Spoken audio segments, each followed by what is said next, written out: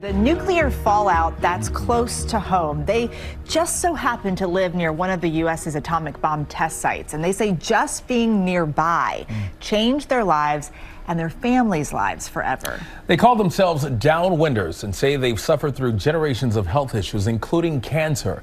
They believe it all goes back to radiation released by the bombs. And ABC's Mireya Villarreal talked with them about their family's health history and the long fight for government compensation.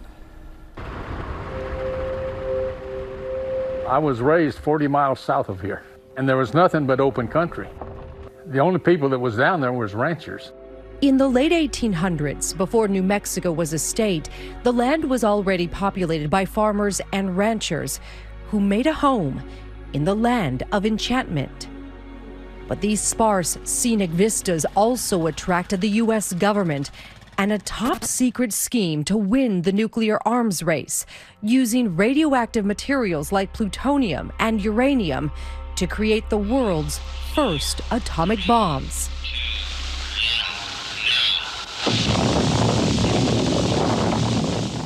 Wes Burris was just 5 years old on July 16, 1945, when an atomic bomb was set off in a test about 200 miles south of Albuquerque, New Mexico. This is the house that I grew up in right here. I couldn't see, and I looked out at the bomb, and all I could see was just like looking directly in the sun, only brighter. I said, "What happened, Dad? Did the sun blow up?"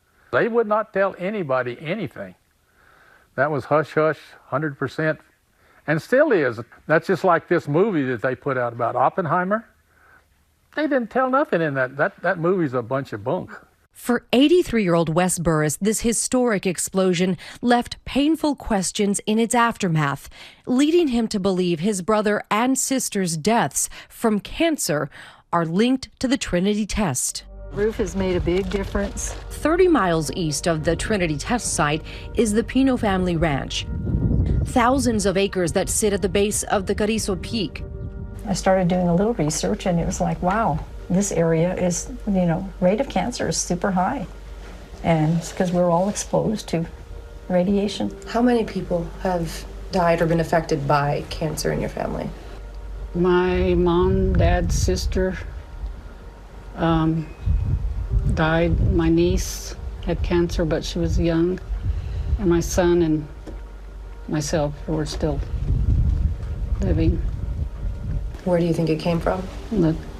The bomb. Because we were raised on a ranch, we drank the well water.